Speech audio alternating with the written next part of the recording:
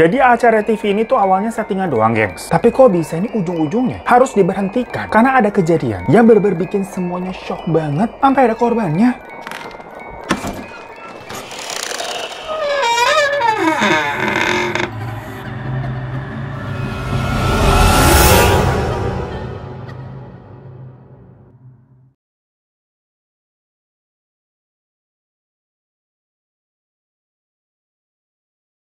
Hai gengs, selamat datang di Teman Cerita. Dimana cerita kali ini cukup agak mengejutkan, gengs. Soalnya ini datang dari teman kita bernama Mas Wahyu yang bekerja di salah satu stasiun TV. Nah, Mas Wahyu ini tuh pengen cerita pengalamannya sewaktu menjadi kru di salah satu program TV di kantornya itu sebagai soundman atau audioman lah. Pokoknya ngurusin kayak gini nih, yang kayak clip on, bumper, dan segala tetek bengek permasalahan audio. Nah, sebenarnya di sini juga Mas Wahyu itu semacam buka kartu nih mengenai program TV yang dia tangani, dimana semuanya katanya serba settingan. Cuman memang pada masanya rating acaranya tuh tinggi, tapi sekarang kebetulan acara udah bungkus alias sudah diberhentikan. Jadinya kita juga nggak bisa nih nyebutin namanya apa, takutnya nanti kena masalah. Perkara beliau juga masih kerjanya di stasiun TV itu sampai saat ini. Yang jelas program ini tuh syutingnya kayak di alam-alam gitu, yang membahas tentang tempat-tempat mistis, semacam mengupas misteri atau legenda dari beberapa tempat. Ya jadinya kalau syuting berarti itu di hutan, di curug, di pantai, di gedung tua, atau kadang di tanah kosong aja gitu malam-malam. Yang penting suasananya kan terlihat mencekam. Nah, selama Mas Wahyu jadi kru, dia dan timnya pernah sih beberapa kali mengalami hal-hal yang ganjil. Cuma karena emang udah kerjaannya dan semua balik lagi skrip doang, jadi hal itu nggak terlalu gimana-gimana banget lah. Sampai akhirnya nih, ada satu kejadian yang nggak bisa dia lupakan, yang mana ini juga menjadi semacam alasan kenapa ini acara bisa sampai bungkus. Kacau banget ini ceritanya, gengs. Tapi biar kita kagak aus nih mau ngomongin cerita yang panjang, sedia payung dulu sebelum hujan, alias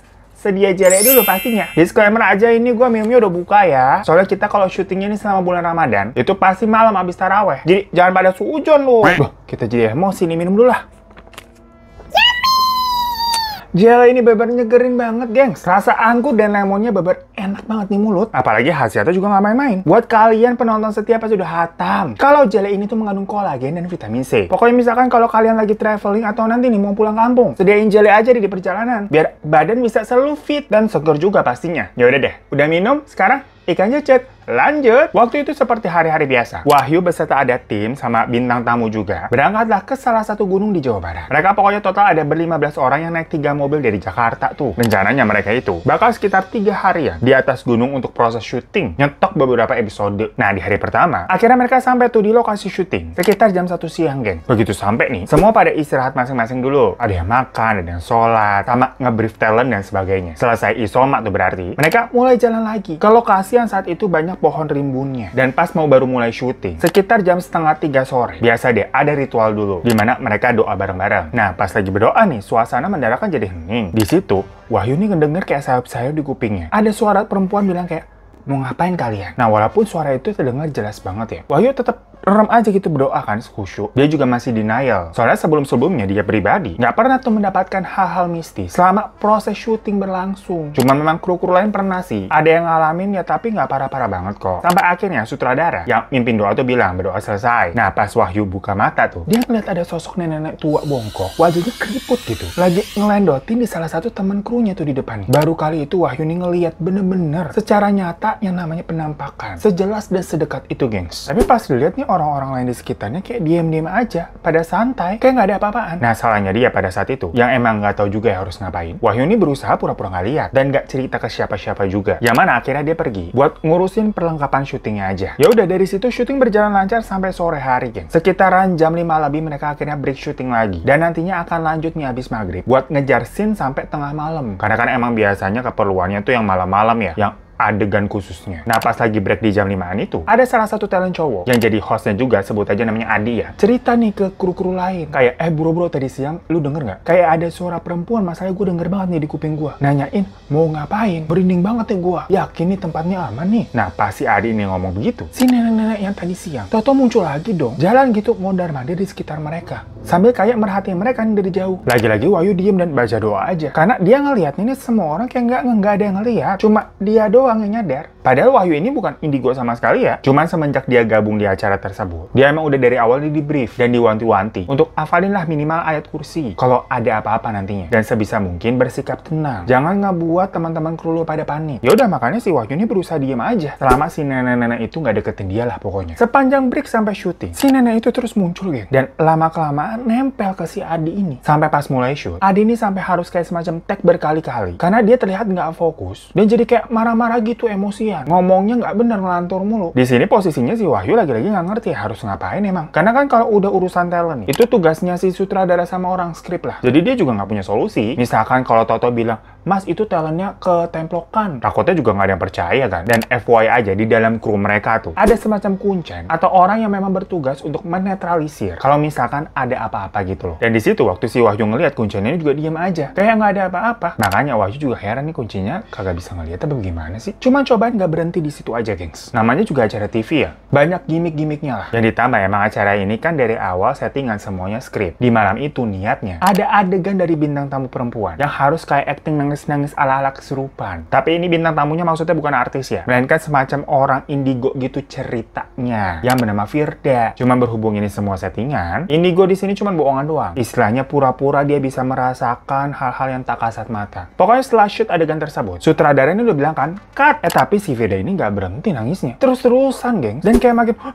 sesungguhkan gitu. Sampai akhirnya kru-kru ini baru pada sadar kalau Firda ini kesurupan. Si kuncennya itu akhirnya langsung megangin Firda dan kayak baca-baca doa gitu. Tahu-tahu di situ Firda juga baca doa yang sama kayak yang diucapkan sama si kuncennya. Jadi itu hantu juga bisa doa-doanya, geng. Gak mempan, malah jadi kayak ngeledek si kuncennya nih. Kan kacau banget ya. Sampai sejaman lebih nih setelannya nggak membaik. Akhirnya kuncen yang dari pihak acaranya itu menyerah. Dan ada 3 orang kru yang dimintain tolong buat kalian pergi ke desa terdekat, cari kuncen atau orang pintar di situ yang ditetuakan lah buat bantu nih gimana nih si Firda, kasihan. Nah, sambil nunggu dipanggil ini, semua orang di situ ikut berdoa sembari bantuin Firda juga biar makhluknya mau keluar. Prosesnya alot banget pokoknya, gengs. Butuh waktu lebih dari 2 jam. Sampai akhirnya sosok ini keluar juga tuh dari tubuh Firda. Di situ banyak orang ngeliat secara langsung. Ada sosok wanita kurus jangkung tinggi yang kayak keluar gitu dari badannya Firda, terus pergi hilang gitu aja. Langsung semuanya merinding, karena itu adalah kali pertama pengalaman mereka yang horor banget ngelihat langsung penampakannya dan rame-rame. Tapi mereka juga nggak tahu ya, ini keluarnya gara-gara tadi orang-orang pada baca doa, atau emang itu satunya udah bosan aja akhirnya keluar. Yang jelas syutingnya jadi diberhenti di situ, sampai semuanya dirasa kondusif. Soalnya posisinya Firda lemes banget, kan. Semuanya disuruh istirahat, untuk coba deh kita tunggu beberapa jam, abis itu mulai syuting lagi ya. Nah, sementara itu, sutradara Wahyu sama ada 2 orang kameramen keliling nih buat ngambil stok-stok gambar gitu kan di lokasi. Dan selama mereka ngambilin stok gambar, itu kan diharapinnya malah kayak menangkap adanya sebuah penampakan. Biar nanti pas ditayangin ratingnya bagus. Orang tadi aja yang kesurupan, dan penampakannya juga berjelas ya. Tapi emang sayangnya kameramennya tuh nggak standby. Jadi nggak kerekam itu. Makanya abis itu sutradara ini langsung inisiatif ngambil stok nih suasana di daerah situ. Yang kali-kali bisa dapat gambar bagus. Cuman ternyata nggak dapat apa-apaan, gengs. Giliran udah siap direkam nih, setan-setannya malah pada ngumpet. Sampai akhirnya ngerasa udah cukup nih stok shootnya, mereka balik. Nah, ternyata Firda dilihat kondisinya nggak bisa lah lanjutin syuting lagi. Jadinya udahlah, dilanjut besok aja. Semuanya pada tidur itu terlelap dan nggak ada hal-hal aneh yang terjadi. Mungkin karena semuanya udah lelah juga ya. Berangkat dari pagi itu, jadinya semuanya langsung blast gitu ngorok.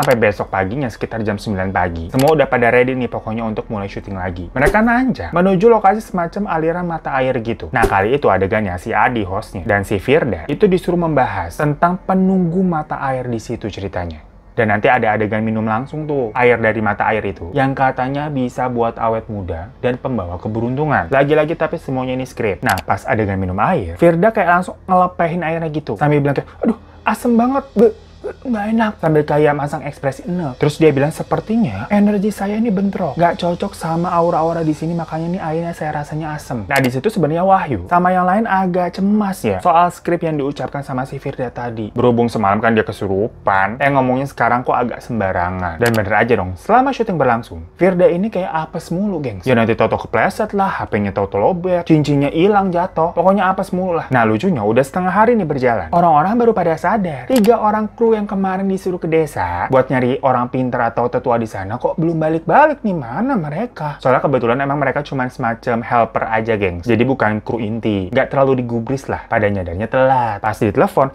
diangkat sih, tapi nggak ada suaranya. Udah kayak dibilang, halo, halo, lo pada di mana?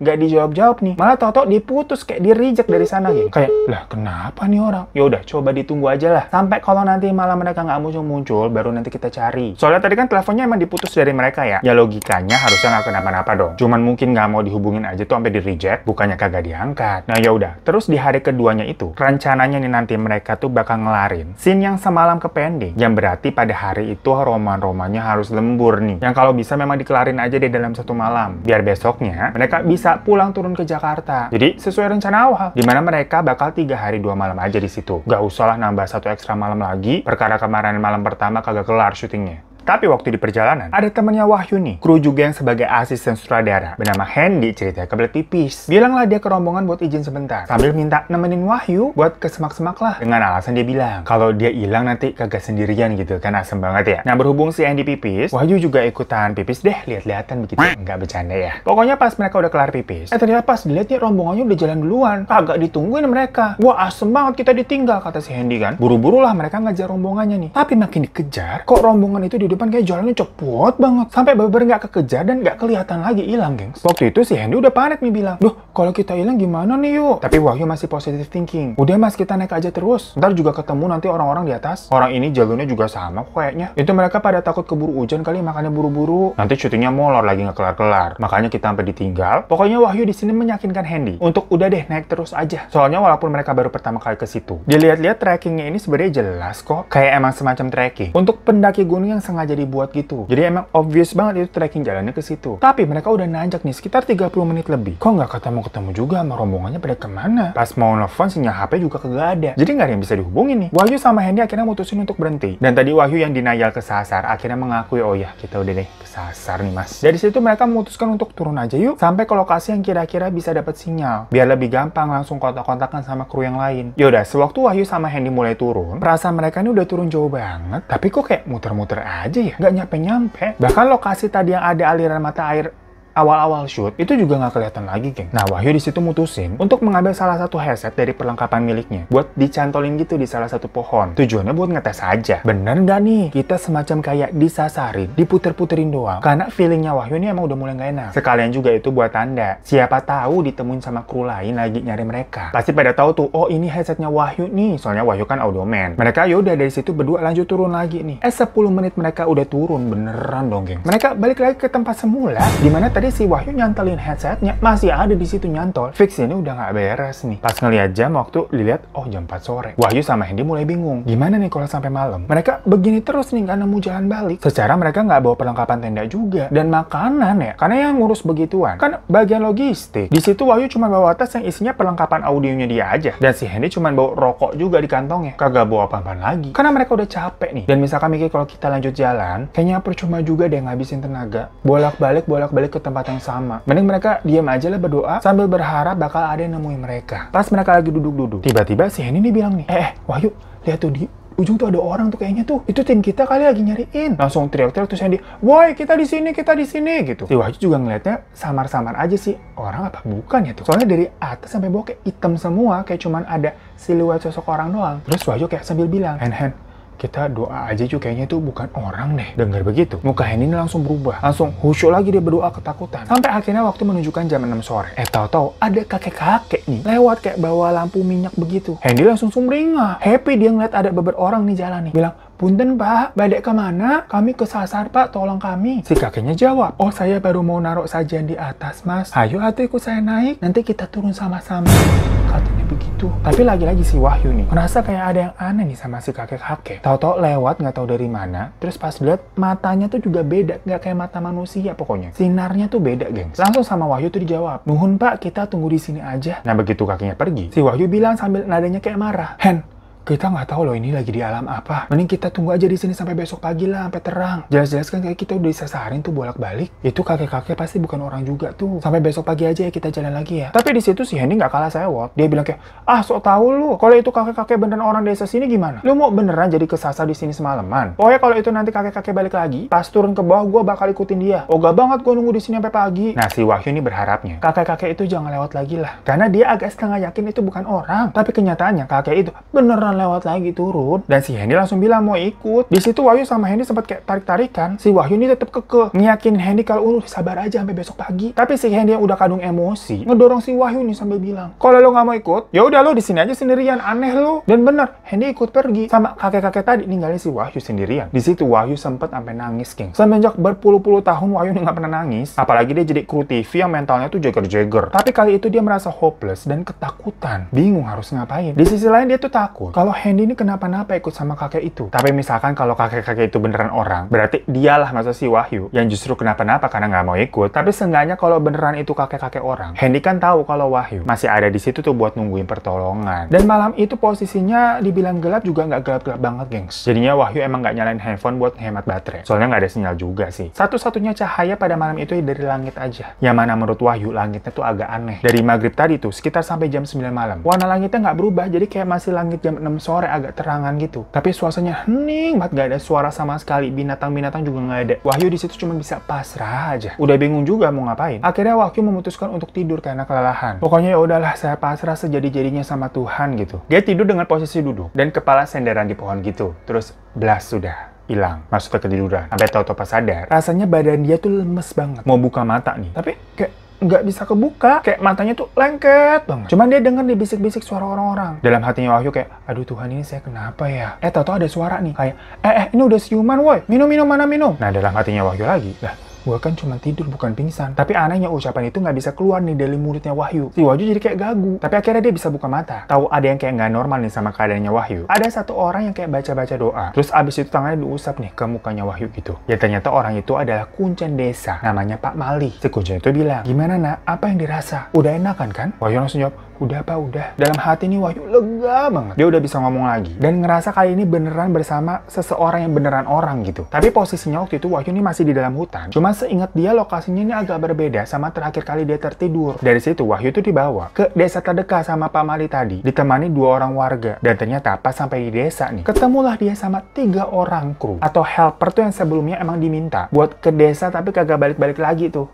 Yang tadi ditelepon. Nah, si 3 orang itu cerita. Katanya waktu kemarin ditelepon, mereka mendengar suaranya kayak kresek-kresek, terus kayak ada yang orang ketawa serem banget. Makanya abis itu di-reject sama dia. Nah, pas ketemu sama Pak Mali ini, 3 orang itu kan cerita katanya ada Firda tuh kesurupan, minta tolong dibantuin. Nah, Pak Mali bilang, semua kru yang ada di sana kayaknya itu emang udah masuk ke dalam dunia lain. Semenjak hari kedua, gengs. Jadi abis Firda kesurupan pada malam itu, dan mereka tidur, lalu lanjut jalan lagi paginya, itu mereka udah masuk nih ke alam lain. Jadi di situ bukan cuman Wahyu sama Hendy doang yang kesesat, geng. Tapi semua orang dan warga sekitar udah nyariin mereka dari malamnya. Cuma pada akhirnya Wahyu doang nih yang baru berhasil ditemukan sama si Pak Mali. Itu pun ternyata udah berjalan selama 3 hari, geng. Padahal Wahyu ngerasanya kan kesesatnya baru semalam ya. Pantesan badannya ngerasa lemes banget. Nah sementara yang lain jatuhnya masih hilang, geng. Serem banget kan? Wahyu dan 3 orang helper itu disuruh nunggu di desa aja. Gak dibolehin ikut nyari. Takutnya nanti mereka kesesat lagi. Jadi cuma Pak Mali sama beberapa warga desa yang emang udah hatam lah istilahnya sama kejadian orang-orang kesesat di sana. Sampai 2 hari selanjutnya, nggak ada yang berhasil ditemukan lagi, gengs. Tapi di hari ketiganya, satu rombongan yang akhirnya ditemukan. Sama Pak Mali juga yang posisinya hampir sama kayak Wahyu. Mereka kayak ketiduran, terus lemes banget badannya. Setelah semua diboyong tuh ke desa, menurut versi kru-kru yang lain, waktu Wahyu sama Hendy ini kencing, itu posisi mereka dilihat kok jauh banget mereka nih pipisnya. Sempat dipanggil kayak, jangan jauh-jauh loh. Tapi semakin disamperin, Wahyu sama Hendy tuh terlihatnya kok makin jauh. Yang tiba-tiba hilang, nggak kelihatan, gitu. Jadi ini kayak versi kebalikannya. Karena itu, satu rombongan langsung kayak nggak ada yang boleh pisah. Dan sama juga, mereka ini merasanya kayak diputer-puter di situ-situ aja tanpa nemuin lokasi buat bisa balik. Yang mana katanya kru-kru itu banyak yang lihat ada kayak kuntilanak, ada yang lihat kayak makhluk lidahnya panjang gitu. Pokoknya banyak banget penampakan di sana, gengs. Tapi semuanya pada kompak, dimana pokoknya nggak boleh ada yang mencar satu orang pun. Karena kan kebetulan di situ memang juga ada kuncen dari program acaranya ya, yang ternyata memang nggak sakti-sakti banget. Cuma emang dia kayak mendalami belajar ilmu-ilmu goib, dimana dalam situasi itu dia taunya nggak boleh mencar sendirian lah, harus sama-sama terus. Kalau nggak ya lu bakal hilang. Ya udah yang lain pada nurut, karena nggak ada yang bisa dilakukan juga, dan memang untungnya ada orang logistik yang bareng sama mereka, jadi makanan lumayan aman, nggak kayak si Wahyu. Sampai ya udah akhirnya mereka beneran alhamdulillah bisa ditemukan kan tuh sama Pak Mali. Tapi yang namanya Hendy itu masih belum ketemu, gengs. Wahyu ini sempat dicecer dan ditanya berkali-kali, gimana sih kronologi Wahyu sama Hendy kok kamu bisa pisah? Si Wahyu katanya sampai stres, ditanyain hal-hal gitu dan ngulang ceritanya mulu. Soalnya kan dia semacam jadi saksi mata. Yang terakhir sama-sama dengan si Hendy. Wahyu sendiri aja nggak percaya kalau dia ngalamin disesatin. di alam lain kayak begitu. Yang ternyata juga udah berhari-hari lamanya. Karena situasinya jadi nggak kondusif. Ya orang-orang semua ketakutan, shock dan langsung panik juga. Semuanya kayak orang linglung, gengs. Akhirnya ya udahlah kalian pulang dulu ke Jakarta semuanya. Yang otomatis berarti syutingnya juga gagal total ya. Sampai seminggu udah berlalu, mereka belum dapat kabar mengenai Hendy. Sampai pencariannya udah harus dihentikan, dimana Hendy tetap nggak ketemu dan dinyatakan orang hilang. Hal itu tentunya menjadi semacam tamparan buat semua kru dan Wahyu sendiri. Sampai akhirnya acaranya dinyatakan bungkus karena peristiwa ini, gengs. Yang dalam hal ini semacam jadi cerita kelam di internal mereka. Wahyu juga sampai sekarang itu katanya masih suka merasa bersalah kalau mengingat-ingat kejadian ini. Kalau aja waktu itu Wahyu bisa mencegah Hendy jangan ikut sama si kakek itu, mungkin mereka bisa sama-sama selamat, gengs. So, itu tadi cerita Wahyu yang sebagai kru TV, di mana dia harus kehilangan salah satu rekan kerjanya dan masih sering diliputi rasa bersalah sampai hari ini, gengs. Karena benar-benar Hendy ini ya udah hilang gitu aja, gak ketemu sama sekali. Yang padahal awalnya acara itu semuanya settingan, berakhir menjadi tragedi, gengs. Cuma yang menurut gua yang terjadi dengan Mas Hendy itu di luar kuasanya Mas Wahyu juga nggak sih? Dan Mas Wahyu bilang minta doanya untuk Hendy supaya bisa tenang gimana pun keadaannya pada saat ini ya. Dan niatnya men-share cerita ini itu memang juga sebagai rasa bersalahnya. Yang tujuannya bisa banyak orang nih dari kita-kita doain Mas Hendy. Ya semoga Wahyu bisa cepat berdamai sama diri sendiri. Dan semoga Mas Hendy juga bisa tenang ya, gengs. Gue juga bingung lah jadinya. Sekian aja teman cerita kali ini. Tapi buat menuntaskan semuanya, sayang nih jelinya masih agak sisa, kita habisin dulu ya. Yummy. Enak banget, gengs. Jangan disia-siain pokoknya jelly ini biar kulit makin paripurna. Karena jelly ini tuh mengandung kolagen yang emang baik buat kesehatan kulit, gengs. Dan karena cerita ini juga, gue jadi merasa mungkin konsumsi jelly ini bagus kali ya. Biar kita kuat di perjalanan melintasi medan-medan yang sulit-sulit gitu. Apalagi nanti nih buat mudik. Karena jelly itu mengandung vitamin C yang pastinya bagus buat menjaga daya tubuh biar selalu fit. Pokoknya manfaat dari jelly ini bagus banget. Karena jelly bukan sekedar minuman yang nggak ada faedahnya doang. Langsung aja pokoknya kalian dapetin di Indomaret terdekat ya. Dan jangan lupa kalau misalkan kalian nyetok minimal beli 6 piece jelly, kalian bisa dapetin tas lucu nih kayak gini nih. Tuh, yang caranya tinggal kalian foto tuh struk belanjanya. Terus post deh di IGS, mention ke @jelly_id. Oke, thank you semuanya. Sampai jumpa lagi di teman cerita selanjutnya. Kalau kalian punya cerita-cerita langsung aja kirim ke email ini. Assalamualaikum.